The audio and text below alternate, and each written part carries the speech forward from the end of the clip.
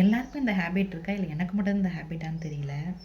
பாருங்கள், என்னென்ன ஹேபிட் நான் உங்களுக்கு காமிக்கிறேன்.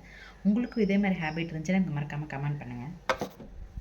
கிச்சன் கவுண்டர் டாப் வந்து எனக்கு எப்போவுமே நீட்டாக இருக்கணும். அடுப்பு வந்து பார்த்திங்கன்னா ஒரு சின்னதாக ஒரு ஒரு துளி எண்ணெய் அப்புறம் பிசுக்கு எதுவுமே இருக்காமல் இது மாதிரி எனக்கு நீட்டாக இருந்தால் தான் ரொம்ப பிடிக்கும். அப்புறம் வந்து வாஷ் பேஷன் வந்து நைட்டு வந்து தூங்குறதுக்கு முன்னாடியே இது ஃபுல்லாக இது இப்போ எப்படி இருக்கோ அதே மாதிரி நீட்டாக இருக்கணும்.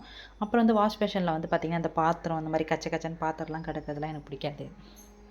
ஃப்ரிட்ஜு வந்து எல்லாருமே வந்து பிஸ்தா பாதாம் பிஸ்தா அப்புறம் வந்து பார்த்திங்கன்னா காய்கறி எல்லாம் நிறையா ஸ்டோர் பண்ணி வச்சுருப்பாங்க. கவர்லாம் நிறையா சைட்லலாம் வச்சுருப்பாங்க. எனக்கு ஃப்ரிட்ஜு வந்து மாவு வைக்க மட்டும்தான் யூஸ் பண்ணுவேன். ஃப்ரிட்ஜு எப்போவுமே ஃப்ரிட்ஜ் இப்படி தான் காலியாக இருக்கும், எதுவும் இருக்காது. மிஞ்சி போனால் முட்டை இருக்கும், அப்புறம் மாவு, அப்புறம் காய் இந்த மாதிரி 2 3 பாக்ஸில் காய் வச்சுருப்பேன். மிச்சமான குழம்பு ஏதாச்சும் ஒன்றுனா இந்த மாதிரி டப்பாவில் வச்சுருப்பேன். இதில் வந்து இஞ்சி பூண்டு பேஸ்ட்டு அரைச்சி வச்சுருப்பேன், அவ்வளோதான்.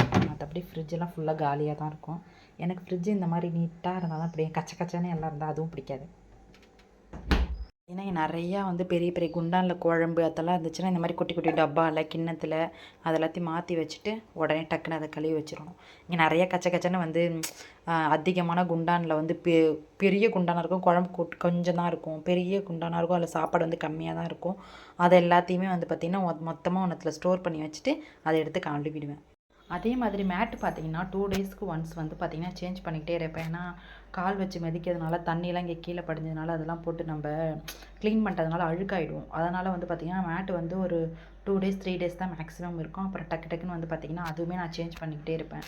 அழுக்கானதுனால அது கால் வைக்கவே ஒரு மாதிரி அருவருப்பாக இருக்க மாதிரி இருக்கும்.